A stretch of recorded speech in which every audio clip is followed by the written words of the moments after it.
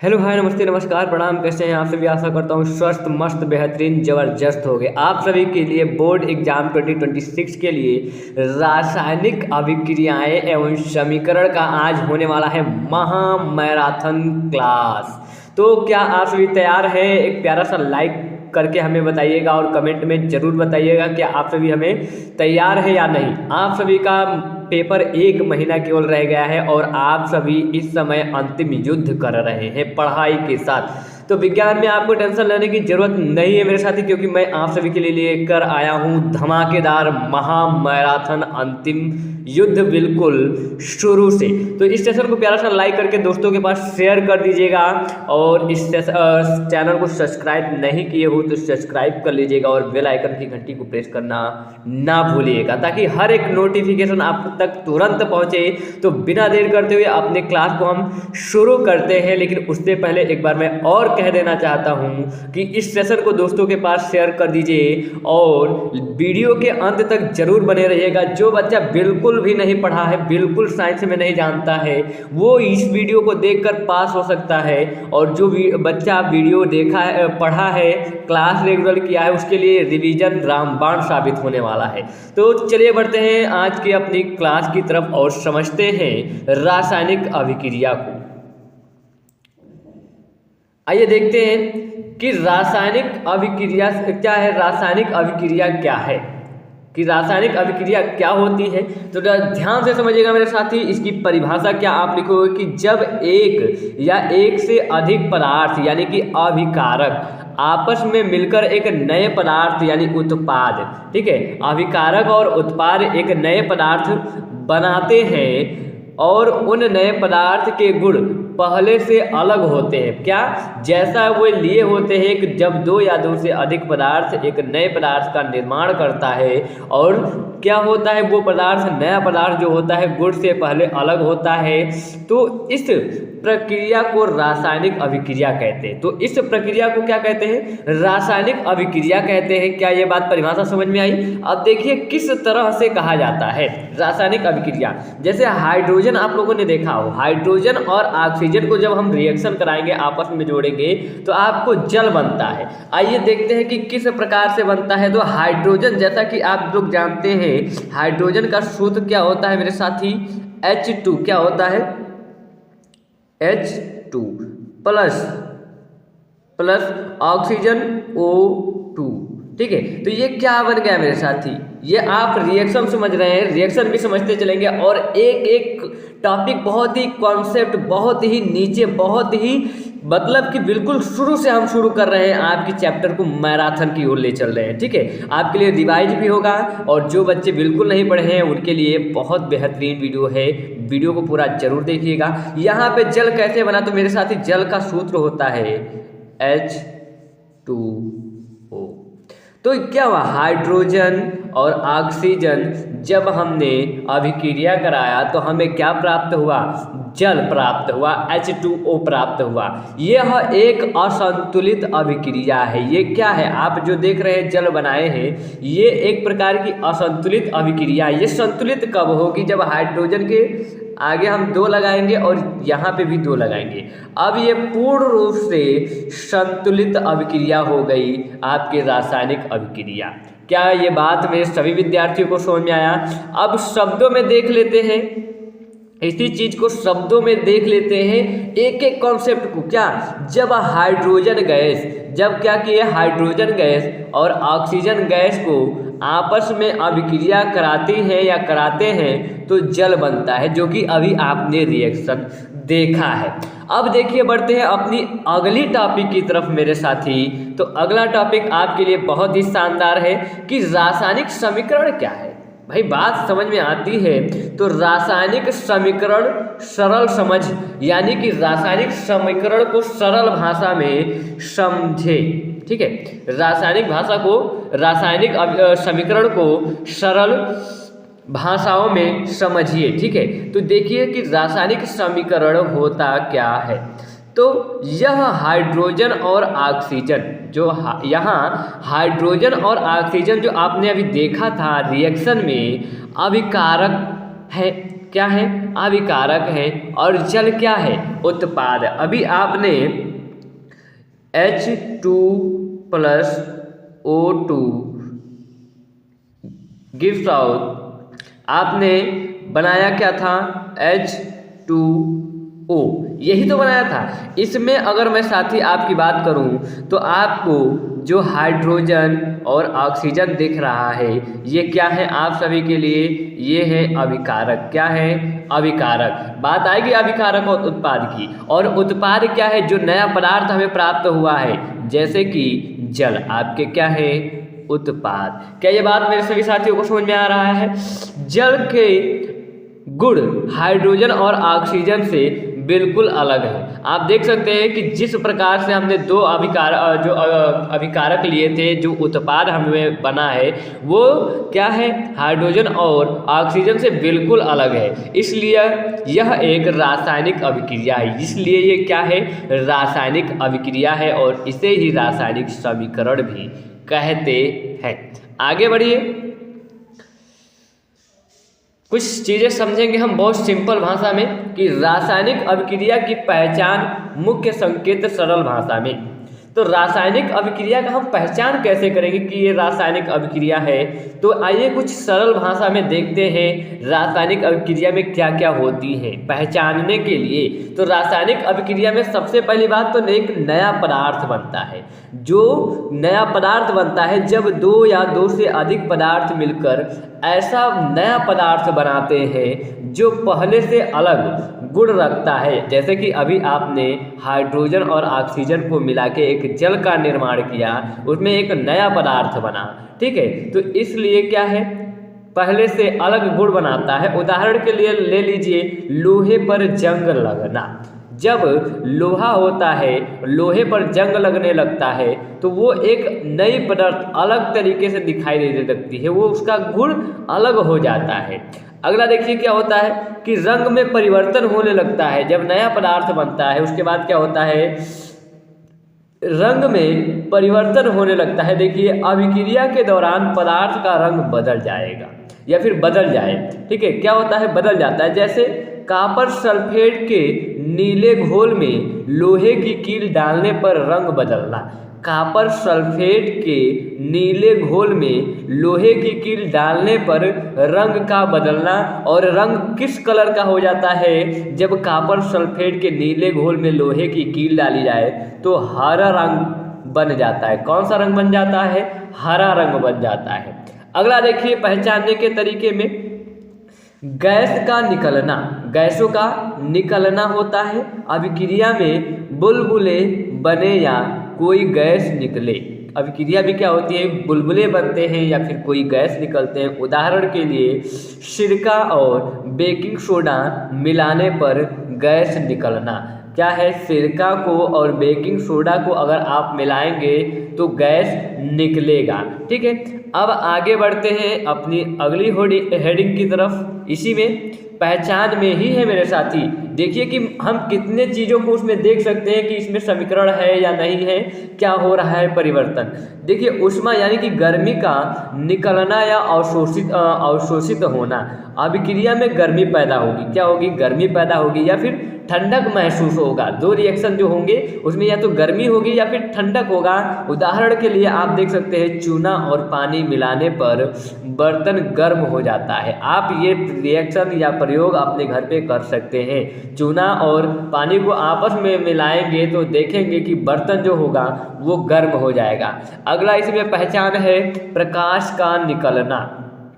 प्रकाश का निकलना, तो प्रकाश के निकलना में क्या होता है, अभिक्रिया के समय रोशनी दिखाई देती है। जब कोई रिएक्शन होता है तो उसमें एक प्रकार की रोशनी होती है। जैसे के लिए मैग्नीशियम रिबन जलाने पर तेज प्रकाश निकलना। मैग्नीशियम रिबन जब जलाएंगे तो उसमें से एक तेज प्रकाश निकलेगा। और अगला है अवक्षेप, ठोस पदार्थ बनना। और जो पदार्थ बनेगा मेरे साथी रिएक्शन में वो ठोस बनेगा, जो द्रव मिलाने पर जब, ठीक है, मान लीजिए कि जब दो द्रव जब दो द्रव मिलाने पर कोई ठोस पदार्थ नीचे बैठ जाए, जैसे कि सिल्वर नाइट्रेट और सोडियम क्लोराइड मिलाने पर सफ़ेद अवक्षेप बनना। ठीक है, जब सिल्वर नाइट्रेट और सोडियम क्लोराइड को मिलाएंगे तो सफ़ेद अवक्षेप आपको मिलेगा।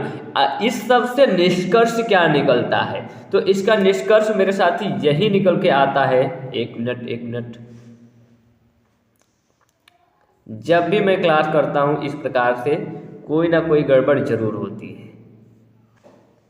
बस भैया बस कहाँ पहुँच गए? चलिए, तो क्या है निष्कर्ष क्या निकलता है इससे कि यदि किसी प्रक्रिया में नया पदार्थ बने और ऊपर दिए गए संकेत दिखे तो वह रासायनिक अभिक्रिया होती है। अभी आपने जो संकेतों को पढ़ा है, अभी देखा है, अगर कोई भी प्रक्रिया हो उसमें नया पदार्थ बने और ऊपर जो आपने संकेत पढ़ा है वे अगर दिखे उसमें वैसी कोई लक्षण, तो वो क्या है? रासायनिक अभिक्रिया है। ये आपके निष्कर्ष निकल के आता है इतने पढ़ने के बाद। याद रखिएगा कि रासायनिक अभिक्रिया क्या होती है, रासायनिक समीकरण क्या होता है, रासायनिक अभिक्रिया को हम पहचानेंगे कैसे। ये रहा आपका एक छोटा सा टॉपिक। आगे बढ़ते हैं अपनी नई टॉपिक की तरफ और जानते हैं मेरे साथी कि रासायनिक समीकरण क्या है।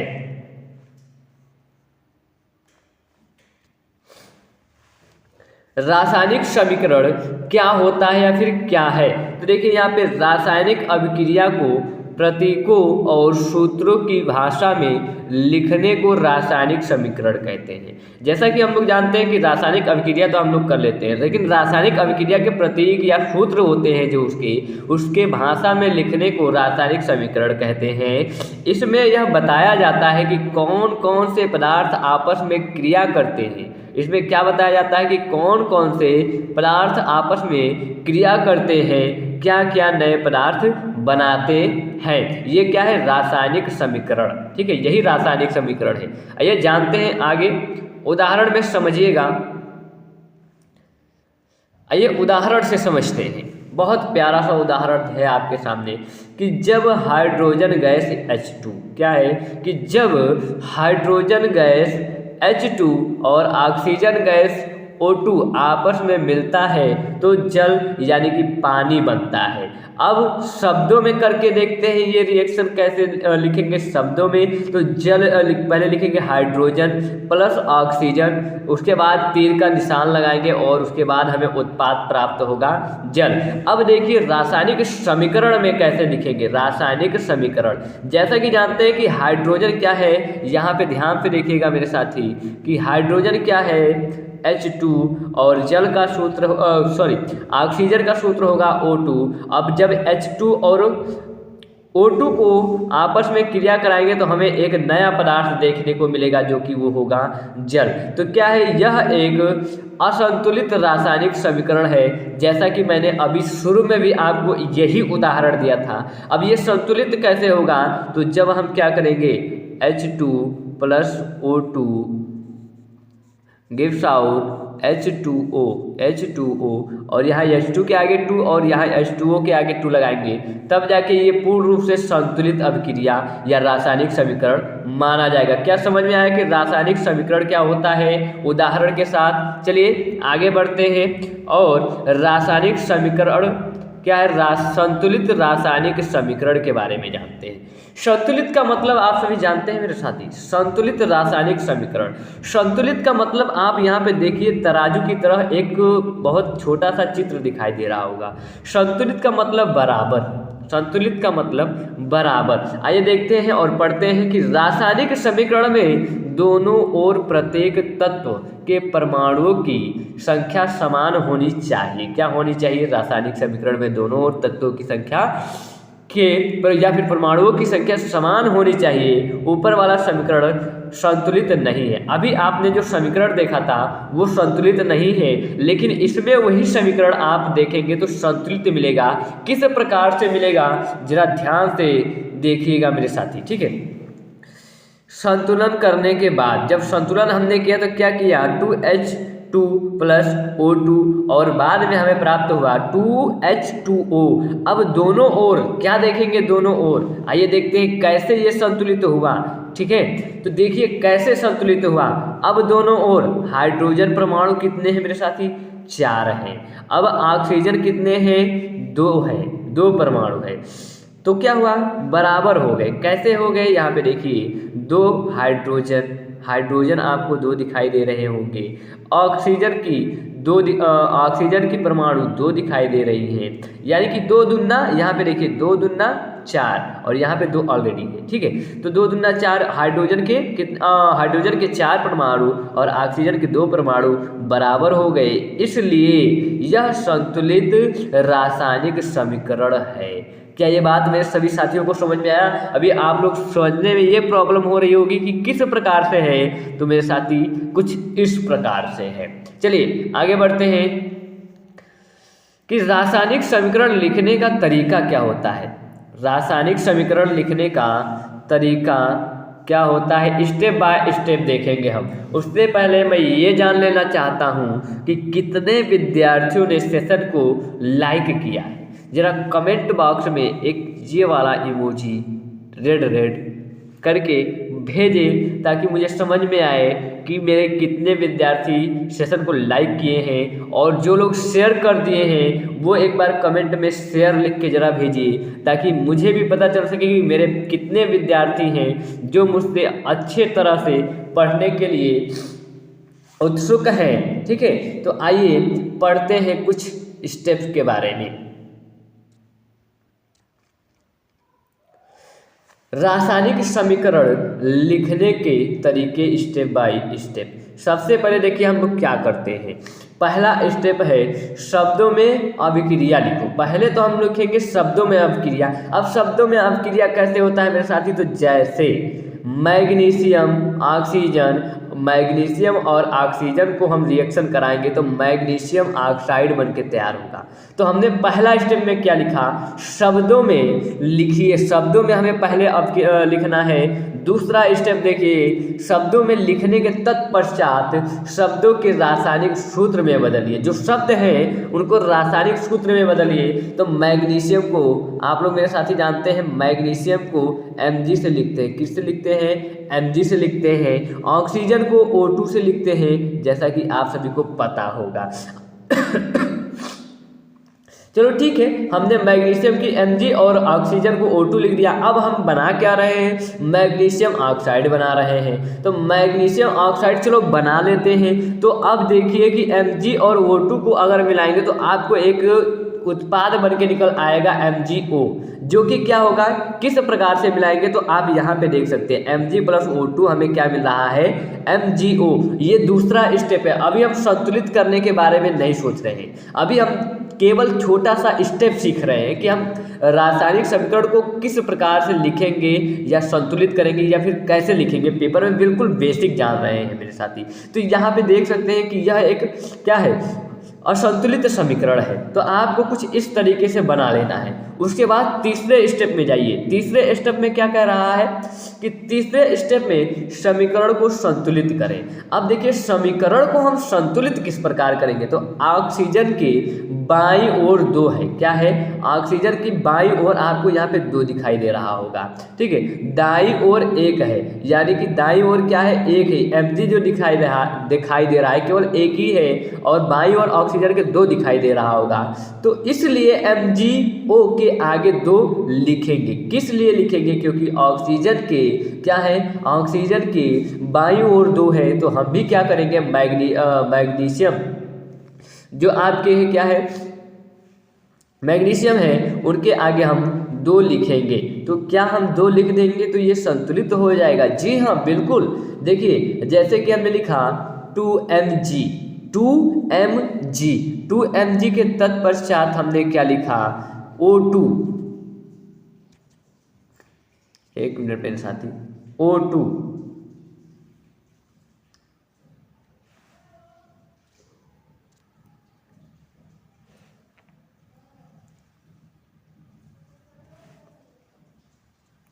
O2 लिखा, उसके बाद हमें 2MgO प्राप्त हो गया। यह क्या है, एक संतुलित रासायनिक समीकरण है। क्या मेरे सभी साथियों को समझ में आया? ये 3 स्टेप में आप सीख सकते हैं कि रासायनिक अभिक्रिया कैसे लिखते हैं और किस प्रकार से रिएक्शन कराते हैं और संतुलित करते हैं। पहले स्टेप में हम क्या करेंगे, हिंदी में लिखेंगे। हिंदी में लिखने के बाद दूसरे स्टेप में क्या करेंगे, हिंदी का जो सूत्र होगा उसका वो सूत्र लिखेंगे और तीसरे स्टेप में क्या करेंगे, उसे हम संतुलित करेंगे। ये रहा आपके 3 स्टेप। एक और आसान शब्दों में समझेंगे। 1 मिनट मेरे साथी, 1 मिनट, ज़्यादा नहीं, 1 मिनट। ये कुछ एडवांस लेवल तक चल रहा है मेरा फोन।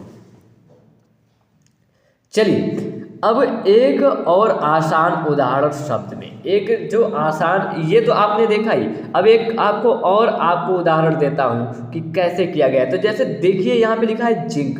जिंक को हम Zn से लिखते हैं, आप सभी को पता है जिंक का सूत्र Zn, और हाइड्रोक्लोरिक अम्ल जो होता है जिसको हम HCl से लिखते हैं। ये रहा आपका जिंक, उसके बाद HCl, ठीक है। जिंक और हाइड्रोक्लोरिक अम्ल को अगर हम रिएक्शन कराएंगे साथ में तो हमें जिंक क्लोराइड मिलेगा और हाइड्रोजन मिलेगा, ठीक है। तो यहाँ पे जैसा कि आप लोग देख रहे हैं कि जिंक हमें क्या मिला है, जिंक क्लोराइड मिल रहा है और हाइड्रोजन भी मिल रहा है। जिंक क्लोराइड का सूत्र होता है ZnCl2 और हाइड्रोजन का H2।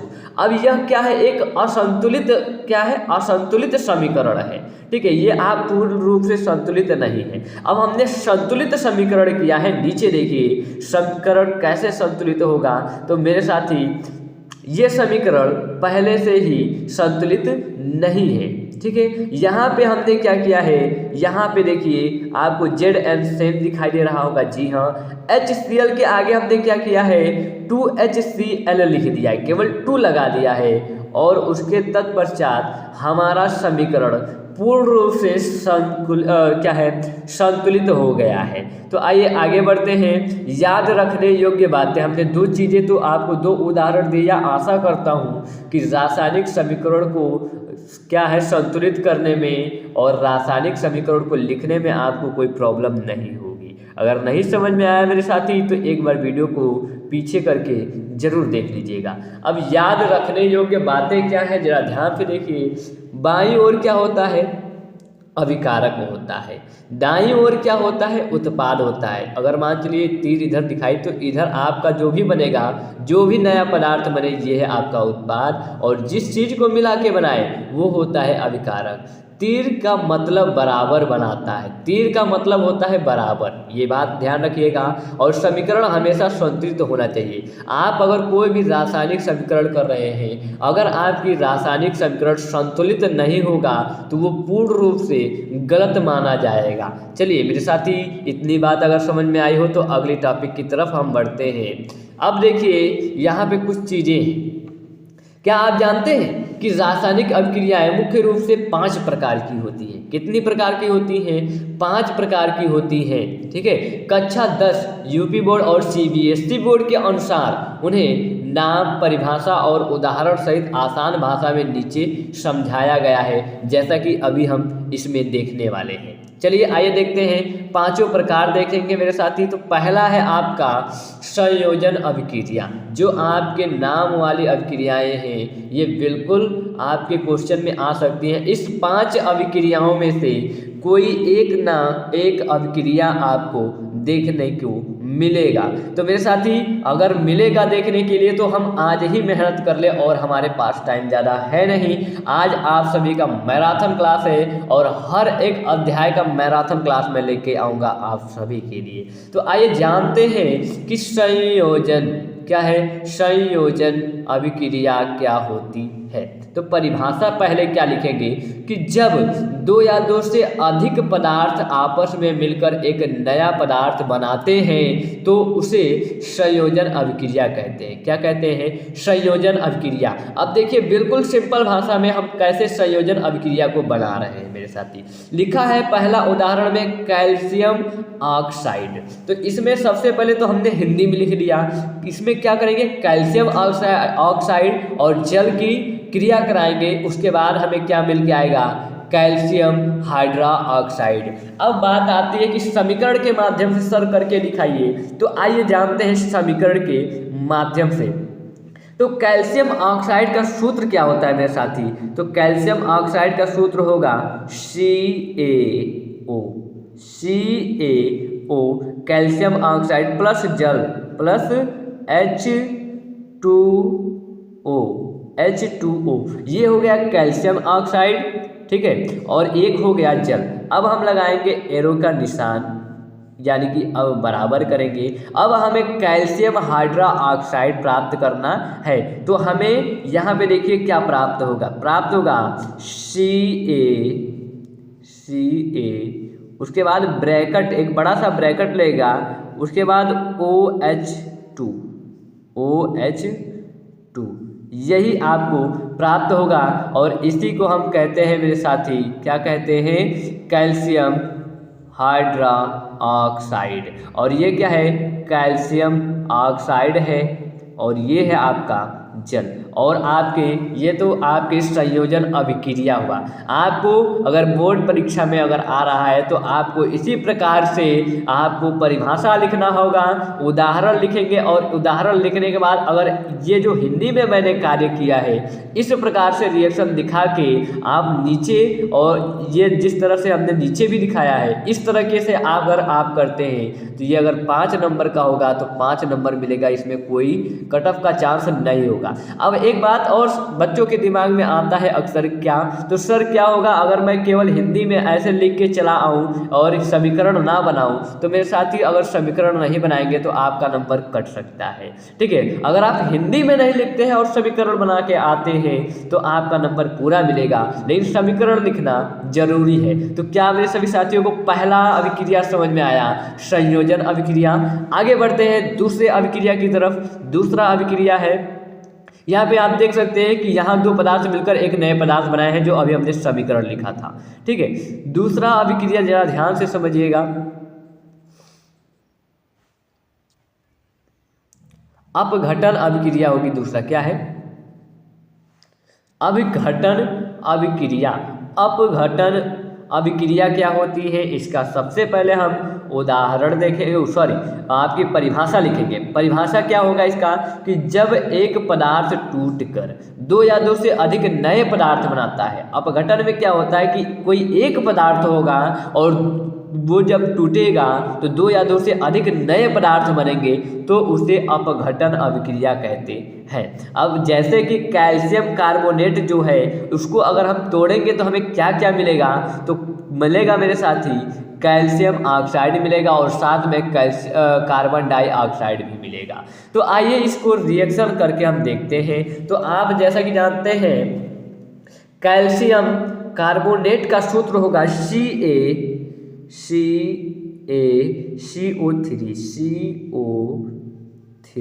ठीक है। उसके बाद से एरो का निशान, उसके बाद हमें क्या प्राप्त होगा, कैल्शियम ऑक्साइड यानी कि CaO, क्या CaO, ये तो आपका हो गया कैल्शियम ऑक्साइड, और प्लस में कार्बन डाइऑक्साइड CO2, कुछ इस तरीके से, ठीक है। ये देखिए आपके यहाँ से जो Ca था, CaO एक यहाँ पे हो गया मेरे साथी, 1 मिनट, आप देख रहे हैं कि यहाँ पे जो Ca था और यहाँ का एक O, CaO यहाँ पे चला आया, यहाँ पे O कितने बचे, 2, और साथ में बचा एक कार्बन, तो CO2 यहाँ पे बन गया, CO2 यहाँ पे चला गया। अतः यह पूर्ण रूप से क्या है, संतुलित रासायनिक समीकरण है। ये पूर्ण रूप से संतुलित रासायनिक समीकरण है, ऐसा आप नहीं कह सकते हैं कि सर ये असंतुलित है, ठीक है। तो अब आप जान गए कि अपघटन अभिक्रिया क्या होती है। क्या होती है कि कोई एक हमने क्या लिया, पदार्थ लिया, और इस पदार्थ को हमने तोड़ा और हमें 2 नए पदार्थ देखने को मिल रहे हैं। पहला पदार्थ क्या है कि कैल्शियम ऑक्साइड देखने को मिल रहा है, और दूसरा हमें देखने को मिल रहा है कार्बन डाइऑक्साइड।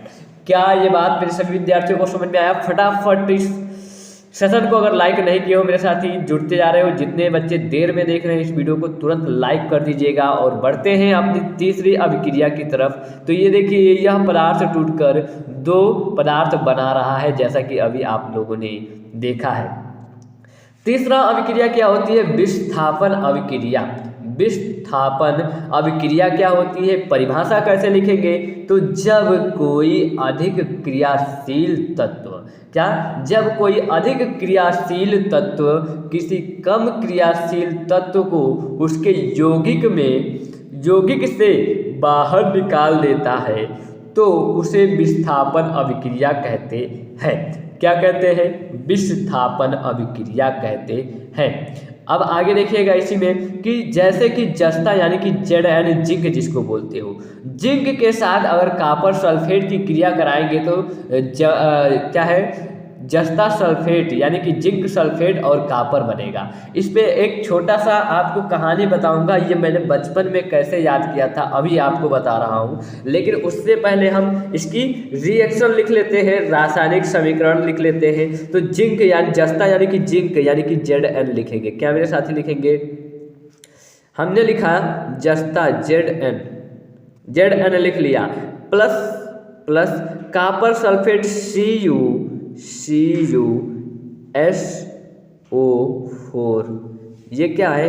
कॉपर सल्फेट है। उसके बाद क्या बनता है? जस्ता सल्फेट। कैसे बनता है मेरे साथी? तो अभी आप यहाँ ध्यान से देखिएगा कि जब यहाँ का Zn और यहाँ का SO4 आपस में क्रिया कर लेंगे और बना देंगे जस्ता यानी कि जस्ता सल्फेट, तो बनेगा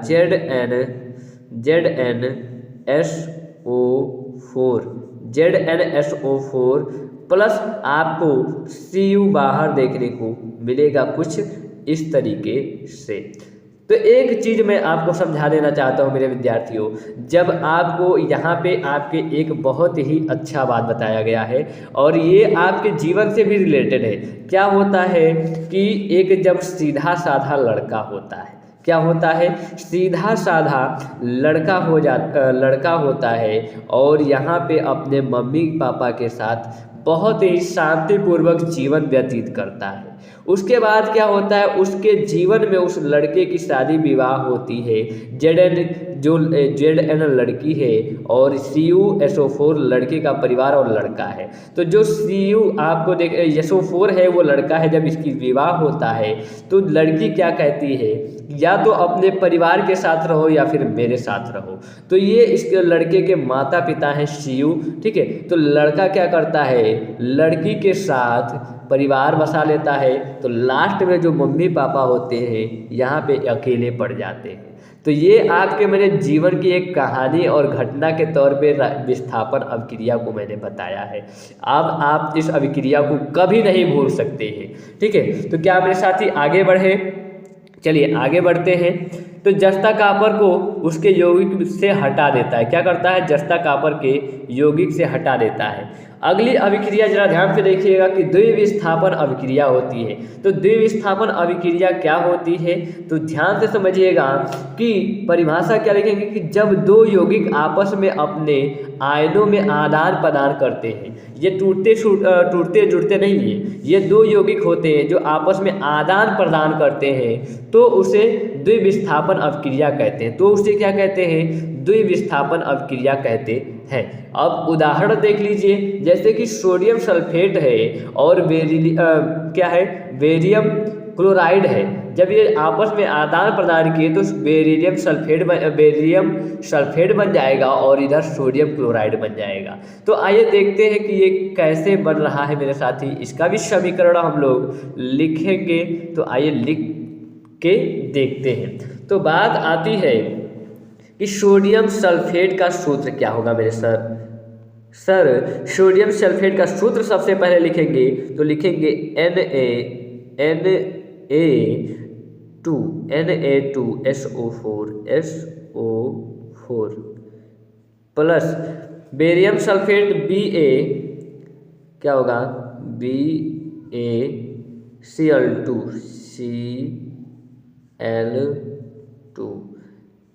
अब एरो का निशान लगाएंगे।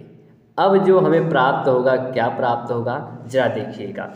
ये तो आपका सूत्र रहा सोडियम सल्फेट का और बेरियम क्लोराइड का। अब हमें क्या प्राप्त होगा? Barium sulphate. तो यहाँ से देखिए बेरियम सल्फेट क्या होगा कि SO4 जो सोडियम सल्फेट है वो Ba के साथ अभिक्रिया क्या करेगा, आदान प्रदान कर लेगा। कुछ इस तरीके से आपको देखने को मिलेगा, ये कुछ इस प्रकार से आपस में क्रिया करेंगे, आदान प्रदान करेंगे। तो हमें क्या प्राप्त होगा मेरे साथी, BaSO4 क्या होगा, BaSO4 और साथ में क्या प्राप्त होगा आपके NaCl, NaCl क्या प्राप्त हुआ, NaCl। ये रासायनिक अभिक्रिया हुई और यहाँ पे हम लोग लिख देंगे 2, तभी आपकी ये पूर्ण रूप से बैलेंस होगा अभिक्रिया। ठीक है मेरे साथी, क्या ये बात समझ में आया। ये कुछ इस प्रकार से आपको रिएक्शन करते हैं, आपस में आदान प्रदान करते हैं। ठीक है, यहाँ पे देखिए क्या है, बेरिलियम सल्फेट हमें प्राप्त हो गया, सोडियम क्लोराइड भी प्राप्त हो गया और NaCl को नमक भी कहते हैं, इतना ध्यान रखिएगा। तो क्या है कि इसमें अवक्षेप सफ़ेद ठोस बनाता है, इसमें क्या होता है, अवक्षेप सफ़ेद रंग का ठोस बनाता है। आगे बढ़ते हैं अपनी आज की नहीं बल्कि आपके 5वां आखिरी अभिक्रिया की तरफ। आखिरी अभिक्रिया जरा ध्यान से देखिएगा, ऑक्सीकरण एवं अपचयन अभिक्रिया है। ठीक है, ऑक्सीकरण क्या होता है, अपचयन क्या होता है, जरा ध्यान से समझिएगा मेरे सभी साथियों। तो देखिए आपके ऑक्सीकरण अभिक्रिया के बारे में, दोनों के बारे में। तो सबसे पहले आता है ऑक्सीकरण की परिभाषा। तो ऑक्सीकरण तो ऑक्सीजन का जुड़ना या हाइड्रोजन का हटना। जहाँ ऑक्सीजन जुड़ेगा और जहाँ पे ऑक्सीजन कहाँ जुड़ेगा, जहाँ पे हाइड्रोजन होगा, और वहाँ से हाइड्रोजन हटेगा और ऑक्सीजन क्या होगा, जुड़ेगा। इस अभिक्रिया को जो कहते हैं ऑक्सीकरण कहते हैं। और अपचयन में क्या होता है कि जहाँ पे हाइड्रोजन होता है, जहाँ पे हाइड्रोजन होता है, ऑक्सीजन होता है, ऑक्सीजन को हटा के क्या होता है, हाइड्रोजन उसके स्थान पे जुड़ जाता है। सेम ऑक्सीकरण के अपोजिट होता है अपचयन के बारे में। ठीक है, ऑक्सीकरण और अपचयन मेरे साथी कुछ समझ में आया होगा, आशा करता हूँ, क्योंकि मैंने बहुत शॉर्ट भाषा में समझा दिया है कि क्या होता है जब ऑक्सीजन का जुड़ना या हाइड्रोजन का हटना। जब ऑक्सीजन जुड़ेगा वहाँ से हाइड्रोजन हटेगा तो ऑक्सीकरण होगा। अपचयन कब होगा, जब ऑक्सीजन का हटना यानी ऑक्सीजन हटेगा और हाइड्रोजन जुड़ेगा। इस प्रकार से होगा ऑक्सीकरण और अपचयन। इसके बारे में एक छोटा सा उदाहरण के साथ हम लोग देखेंगे कि जब दोनों एक साथ हो तो रेडॉक्स अभिक्रिया कहलाते हैं। ऑक्सीकरण और अपचयन जब होगा, यानी कि आप रेडॉक्स अभिक्रिया के बारे में मैं समझा दूं तो ऑक्सीकरण और अपचयन होने की प्रक्रिया को रेडॉक्स अभिक्रिया होते हैं। देखिए यहाँ पे क्या है, उदाहरण के लिए कॉपर ऑक्साइड और हाइड्रोजन को अगर हम लेंगे साथ में तो हमें कॉपर और जल प्राप्त होगा। क्या प्राप्त होगा, कॉपर और जल प्राप्त होगा। ठीक है, तो आइए रिएक्शन को करके देखते हैं, रिएक्शन को करके देखते हैं। तो कॉपर Cu ऑक्साइड क्या है, CuO कॉपर ऑक्साइड प्लस क्या है, हाइड्रोजन H2 गिव्स आउट हमें क्या प्राप्त होगा, कॉपर Cu और क्या प्राप्त होगा, H2O। इस प्रकार से आपको ये अभिक्रियाएं देखने को मिलेंगी। यहाँ जिसमें से दिखाया जा रहा है कि CuO का अपचयन हो रहा है, CuO का क्या हो रहा है, अपचयन इसका हो रहा है, और जल का ऑक्सीकरण हो रहा है, जल का क्या हो रहा है, ऑक्सीकरण हो रहा है। ठीक है, आइए आगे बढ़ते हैं। परीक्षा के लिए कुछ टिप दे रहा हूं आप सभी के लिए। ये टिप अगर याद रखेंगे मेरे साथी तो आपका जो ऑक्सीकरण, अपचयन या फिर कोई भी मतलब छोटी सी दिक्कतें हों, जैसे संयोजन अभिक्रिया में क्या होता है, अपघटन क्या होता है, विस्थापन क्या होता है, द्विविस्थापन, रेडॉक्स अभिक्रिया, तो इसमें ध्यान से देखिएगा कि संयोजन में जुड़ना क्या होता है, जब दो या दो से अधिक पदार्थ जुड़ते हैं, ये संयोजन अभिक्रिया होती है। जब दो या दो से अधिक पदार्थ जुड़ते हैं और एक नए पदार्थ का निर्माण करते हैं, संयोजन अभिक्रिया। टूटना का मतलब जानते हैं क्या होता है, अपघटन में जब दो पदार्थ कोई एक पदार्थ को अगर तोड़ा जाए तो दो या दो से अधिक पदार्थ नए पदार्थ बनते हैं, उसे हम क्या कहते हैं, अपघटन अभिक्रिया। विस्थापन यानी कि बाहर निकलना, विस्थापन का मतलब बाहर निकलना, जैसे कि अभी आपने देखा। ठीक है। जैसे CU क्या था, Zn+Cu SO4 था तो Cu बाहर निकल गया था। ठीक है। द्विविस्थापन में अदला बदली होता है। ठीक है। द्विविस्थापन में ना टूटेगा ना जुड़ेगा ना कुछ होगा, वो आपस में अदला बदली करते हैं, जैसा कि अभी आपको मैंने रिएक्शन को दिखाया है, समझाया है। ठीक है। रेडॉक्स अभिक्रिया में क्या होता है, ऑक्सीकरण और अपचयन होता है। क्या होता है, ऑक्सीकरण और अपचयन होता है। ठीक है। क्या ये छोटा सा टिप है, अगर आप इतना याद कर रहे हो मेरे साथ, ये टिप याद रखना हमेशा आपके लिए बहुत इंपॉर्टेंट होने वाला है, बहुत सहायता करेगा आपके बोर्ड एग्जाम में मेरे साथ ही। ठीक है। ये आज की क्लास बहुत ही शानदार है और वीडियो के अंत तक जरूर बने रहिएगा। ठीक है। आगे बढ़ते हैं। दैनिक जीवन में अपचयन ऑक्सीकरण अभिक्रियाओं का क्या है, दैनिक जीवन में ऑक्सीकरण और अपचयन अभिक्रियाओं का जो ऑक्सीकरण और नहीं क्या है, दैनिक जीवन में अपचयन ऑक्सीकरण अभिक्रियाओं का प्रभाव क्या है, संक्षेप में उदाहरण सहित बताइए। बहुत अच्छा क्वेश्चन है और टॉपिक भी है आपके लिए। तो आइए देखते हैं कि दैनिक जीवन में क्या होता है अपचयन और ऑक्सीकरण का प्रयोग। देखिए यहाँ पे जरा ध्यान से कि अपचयन ऑक्सीकरण अभिक्रियाएं वे रासायनिक अभिक्रियाएं होती हैं जिनमें इलेक्ट्रॉनों का आदान प्रदान होता है। ऑक्सीकरण और जो अपचयन अभिक्रियाएं होती हैं इनमें इलेक्ट्रॉनों का साझेदारी आदान प्रदान होता है। ऑक्सीकरण में देखिएगा ऑक्सीजन का जुड़ना होता है और हाइड्रोजन का निकलना होता है। ऑक्सीकरण में क्या होता है, ऑक्सीजन का जुड़ना और हाइड्रोजन का निकलना और इलेक्ट्रॉन खोना यानी कि त्याग करना या ग्रहण करना। ठीक है। और आपके अपचयन में जरा ध्यान से देखिएगा, अपचयन में क्या होता है कि क्या है, ऑक्सीजन का निकलना, हाइड्रोजन का जुड़ना, इलेक्ट्रॉन का पाना। ठीक है। इसमें क्या होता है, ऑक्सीकरण में इलेक्ट्रॉन को वो खोता है यानी कि त्याग करता है और अपचयन में क्या होता है, इलेक्ट्रॉन को पाना यानी कि ये ग्रहण करता है। अब आते हैं दैनिक जीवन में क्या है, दैनिक जीवन में उदाहरण। ठीक है। दैनिक जीवन में प्रभाव उदाहरण, इसका दैनिक जीवन में क्या प्रभाव है उदाहरण भी देखेंगे। तो इसके दैनिक जीवन में पहले श्वसन के बारे में देखिए, इसका दैनिक जीवन में क्या प्रभाव है। तो भोजन का ऑक्सीकरण होकर ऊर्जा प्राप्त होता है। भोजन क्या क्या होता है, ऑक्सीकरण होता है और ऊर्जा प्राप्त होता है। ग्लूकोज का ऑक्सीकरण जब होता है तो ऊर्जा मिलती है। ग्लूकोज का जब ऑक्सीकरण होता है तो ऊर्जा मिलती है। यही ऊर्जा हमारे शरीर के सभी कार्यों में जो कार्य होते हैं वो काम आती है, सभी कार्यों में काम आती है। अब देखिए जंग लगना इसी में आता है, इसी के थ्रू आता है जंग लगना। ठीक है। जंग लगना लोहे का ऑक्सीकरण होकर जंग बनाती है। जो लोहे का ऑक्सीकरण होता है तभी जाके जंग बन जाता है। ठीक है। क्या होता है, जंग बन जाता है। क्या ये बात मेरे सभी साथियों को समझ में आ रहा है। ठीक है। चलिए अब देखिए लोहा प्लस ऑक्सीजन, जब लोहा होता है और ऑक्सीजन होता है और नमी लगती है। आप लोगों ने बाहर कोई भी लोहे की छड़ फेंक दीजिए तो उसमें लोहा रहता है, वो तो पता है। ऑक्सीजन हवा होती है, नमी रहती है, तब जाके जंग लगने की प्रक्रिया शुरू होती है। इससे लोहे की वस्तुएं कमज़ोर हो जाती हैं। क्या होती है, कमज़ोर हो जाती है लोहे की वस्तुएं। अब देखिए ईंधन का जलना या फिर दहन कैसे होता है। लकड़ी, कोयला, पेट्रोल का जलना ऑक्सीकरण अभिक्रिया है।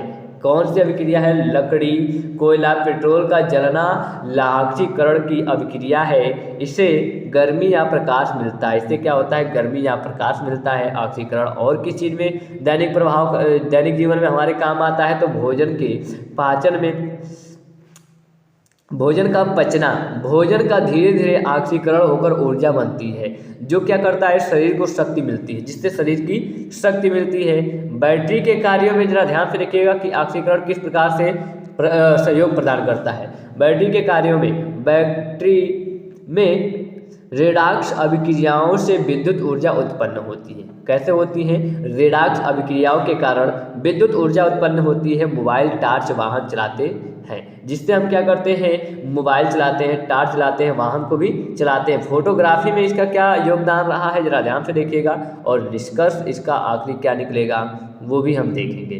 ठीक है। तो फोटोग्राफी में कैमरा फिल्म में सिल्वर यौगिकों का अपचयन होता है। सिल्वर यौगिकों का क्या होता है, अपचयन होता है, तभी क्या होता है, चित्र बनता है फोटोग्राफी प्लेट में। इस प्रकार से अगर निष्कर्ष की बात की जाए तो अपचयन ऑक्सीकरण अभिक्रियाएं जीवन के लिए अत्यंत आवश्यक है। ठीक है, ऊर्जा उत्पादन, श्वसन, जंग लगना, ईंधन का जलना सब इन्हीं पर आधारित होता है। ये एक छोटा सा निष्कर्ष निकल के आया आप सभी के लिए। आगे बढ़ते हैं, अब देखेंगे जाएंगे। अभी कुछ पल मेरी मम्मी मुझे बुला रही थी और मुझे क्लास को बीच में ही छोड़ के जाना पड़ा, क्योंकि आप जानते हैं कि अगर मम्मी बुलाए, अगर ना जाओ तो डांट खाने को मिलेगी, इससे बेहतर है कि उनकी बात सुन लिया जाए। ठीक है, तो इसीलिए थोड़ा दिक्कत हो गया था। अब देखिए आगे देखते हैं, यहीं पे हम थे, क्या पढ़ रहे थे कि बोर्ड में किस प्रकार से प्रश्न पूछे जाएंगे।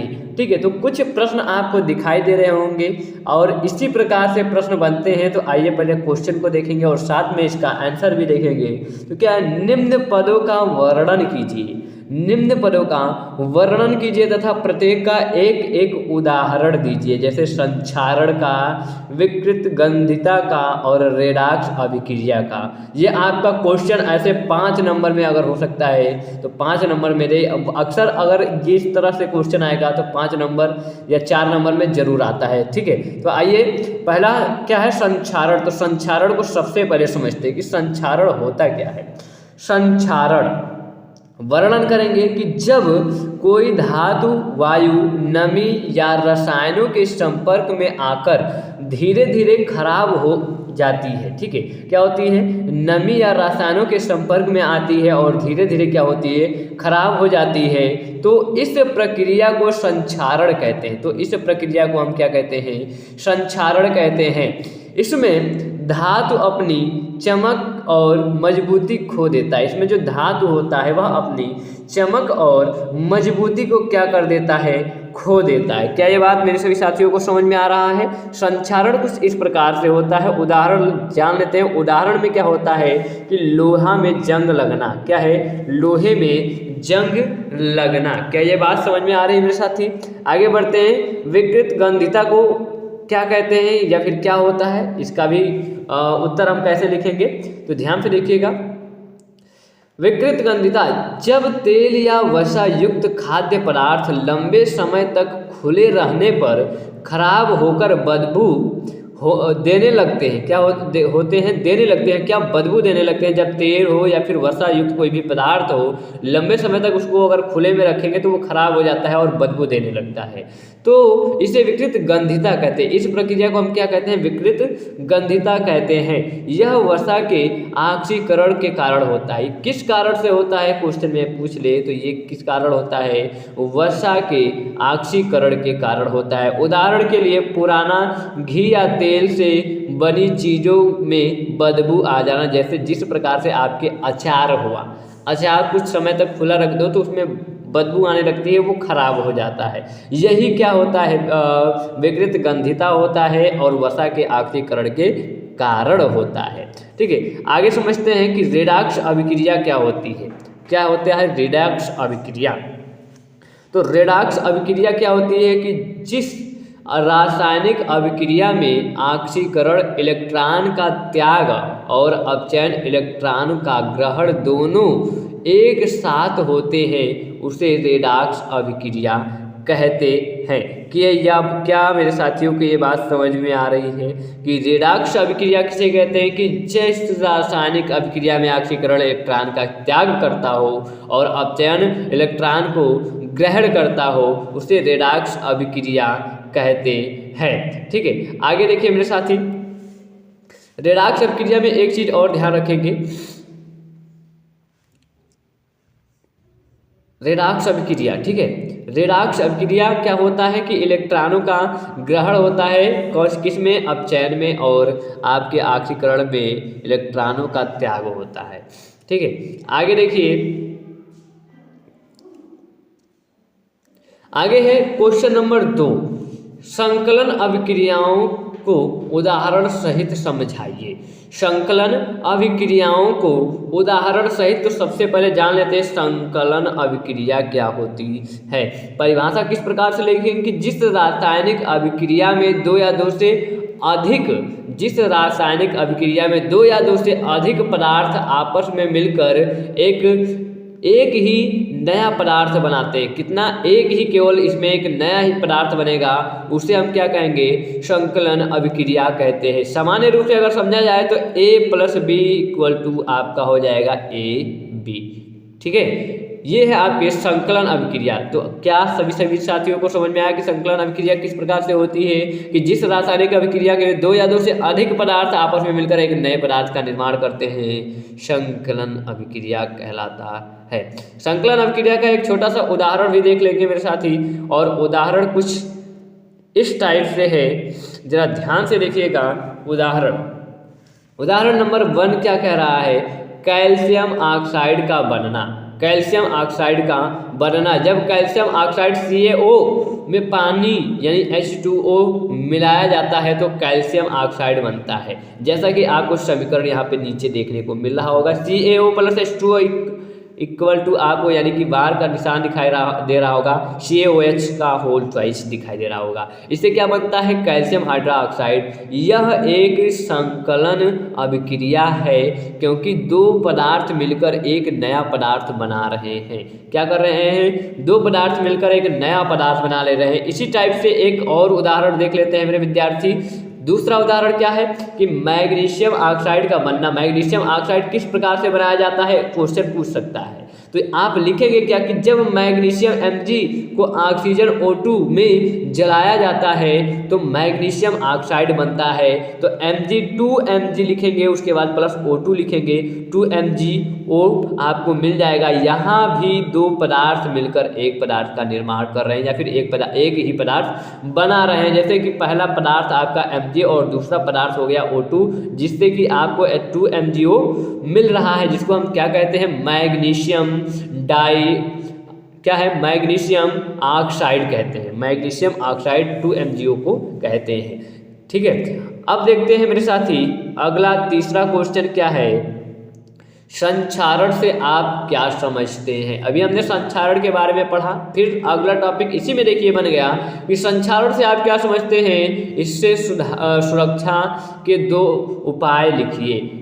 संक्षारण से हम क्या समझते हैं और इसके सुरक्षा है तो हम लोग क्या उपाय कर सकते हैं, क्या क्या? तो इसमें से 2 ही उपाय हमें लिखने हैं। तो आइए देखते हैं संक्षारण के बारे में। तो संक्षारण अभी हमने बताया कि जब धातु, वायु, जब कोई भी धातु हो, वायु, नमी, जल, अम्ल या अन्य रासायनिक पदार्थ के संपर्क में आकर धीरे धीरे नष्ट होने लगती है तो इस प्रक्रिया को संक्षारण कहते हैं। उदाहरण के लिए लोहे पर जंग लगना। लोहे पर क्या होना? जंग लगना। संक्षारण से सुरक्षा के 2 उपाय जरा ध्यान से देखिएगा। पहला उपाय आपके समक्ष है, क्या है कि पेंट या तेल ग्रीस लगाना। जब हम पेंट या तेल ग्रीस लगा देते हैं लोहे में तो संक्षारण से बचा जा सकता है। इससे धातु का संपर्क हवा और नमी से दूर रहता है। क्या है? इससे धातु का संपर्क हवा और नमी से नहीं होता है, यानी कि दूर रहता है, कभी नहीं होगा। और जस्तीकरण करके लोहे पर जस्ते की परत चढ़ाकर जंग बचाया जा सकता है। जिंक का परत चढ़ा के इसको बचाया जा सकता है।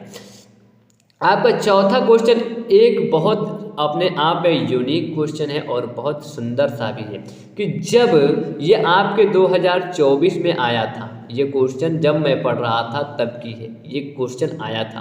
ठीक है, क्या कह रहा है कि जब लोहे की किस को यानी कि कील को, ठीक है, जब लोहे की कील को, भैया आराम से, लोहे की थोड़ा मिसप्रिंट हो गया है, टाइप करने में प्रॉब्लम हो गई है, ठीक है, लेकिन इतना ध्यान रखिएगा कि यहाँ पे क्या है, लोहे की कील को कॉपर सल्फेट के विलयन में डुबोया जाता है तो विलयन का रंग क्यों बदल जाता है। ठीक है, ये आप अपने लिए मोस्ट इंपॉर्टेंट रख लीजिए क्योंकि ये आएगा ही। ठीक है, ये जरूर आएगा, जरूर पूछेगा। इसमें से अगर बहुविकल्पीय में पूछ सकता है या फिर क्या नाम है अति लघु या लघु उत्तरीय दीर्घ उत्तरीय में कहीं ना कहीं आपको एक जरूर क्वेश्चन मिलेगा कि लोहे की कील को जब कॉपर सल्फेट के विलयन में डुबोया जाता है तो विलयन का रंग क्यों बदल जाता है। तो आइए जानते हैं इसी के बारे में। तो देखिए क्या कारण है, क्या रीजन है, उसके बारे में जानेंगे। तो लोहा, जब लोहे की कील Fe लोहा है आपको पता है, को कॉपर सल्फेट CuSO4 के नीले विलयन में CuSO4 के नीले विलयन में डुबोया जाता है तो विलयन का रंग बदल जाता है। इसका कारण एक विस्थापन अभिक्रिया है। इसका कारण क्या है, विस्थापन अभिक्रिया। अब ये कारण जान लेते हैं सरल भाषा में। तो लोहा तांबा से अधिक क्रियाशील यानी कि ज़्यादा प्रतिक्रियाशील धातु होता है। लोहा क्या होता है, तांबे से अधिक क्रियाशील धातु है, इसलिए लोहा कॉपर सल्फेट के विलयन से तांबे को बाहर निकाल देता है। क्या कर देता है, तांबे से बाहर निकाल देता है। तो क्या होता है जब बाहर निकाल देता है तो क्या होता है, जरा ध्यान से देखिए कि क्या होता है, क्वेश्चन जरूर आता होगा। तो नीले रंग का कॉपर सल्फेट विलयन, जो नीले रंग का कॉपर सल्फेट विलयन होता है वो धीरे धीरे हल्का हरा हो जाता है। हल्का हरा हो जाता है, क्यों हो जाता है, क्योंकि फेरस सल्फेट FeSO4 बनता है।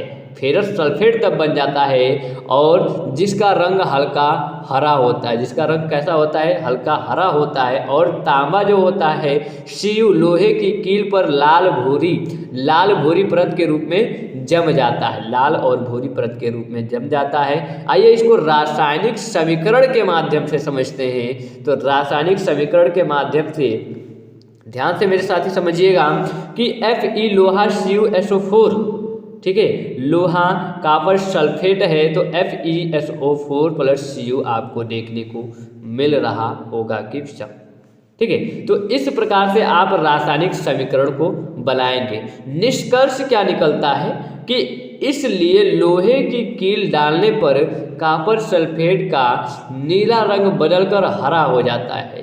कॉपर सल्फेट का नीला रंग बदल के किस रंग में परिवर्तित हो जाता है मेरे साथी, तो हरे रंग में परिवर्तित हो जाता है, क्योंकि लोहा तांबे की जो लोहा होता है वो तांबे को क्या कर देता है, विस्थापित कर देता है। ठीक है, यह अभिक्रिया जो है विस्थापन अभिक्रिया का अच्छा उदाहरण भी है। यह अभिक्रिया जो आपने देखा लोहे और लोहे का कील की कॉपर सल्फेट डुबाने की जो अभी आपने समीकरण देखा, यह एक आपके विस्थापन अभिक्रिया की सबसे अच्छा उदाहरण हो सकता है। आप देख भी सकते हैं इसे।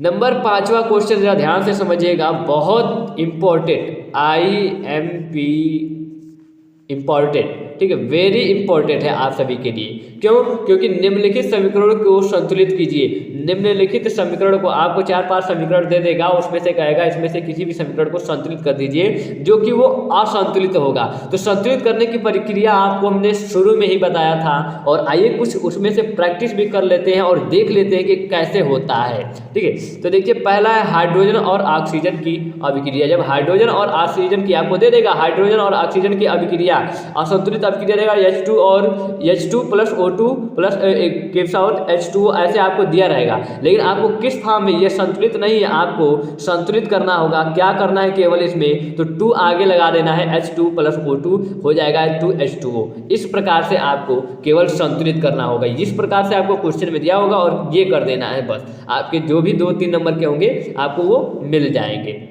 जिसमें से 3-4 करना रहेगा। पहला तो ये हुआ, और दूसरा देखिए मेरे साथी, दूसरा है लोहा और पानी की अभिक्रिया। असंतुलित अभिक्रिया है, जैसे हमने बनाने की विधि में बताई थी कि अभी हम असंतुलित नहीं कर रहे हैं। तो लोहे और पानी की अभिक्रिया जब कराएंगे तो Fe + H2O, यही तो करेंगे, Fe + H2O, तो हमें क्या मिलेगा, Fe3O4 + H2, यही मिलेगा। लेकिन ये क्या है, संतुलित है? बिल्कुल संतुलित नहीं है। संतुलित किस प्रकार से होगा, तो संतुलित यहाँ पे देखिए Fe3 था ना, तो आपको Fe के पास 3 लगाना है। अब देखिए O4, ऑक्सीजन कितना है 4, और यहाँ पे देखिए ऑक्सीजन तो 4 हो जाएगा, यहाँ पे देखिए, और यहाँ पे 4 लगाना पड़ेगा। अब ये पूर्ण रूप से क्या है, आपकी संतुलित अभिक्रिया है।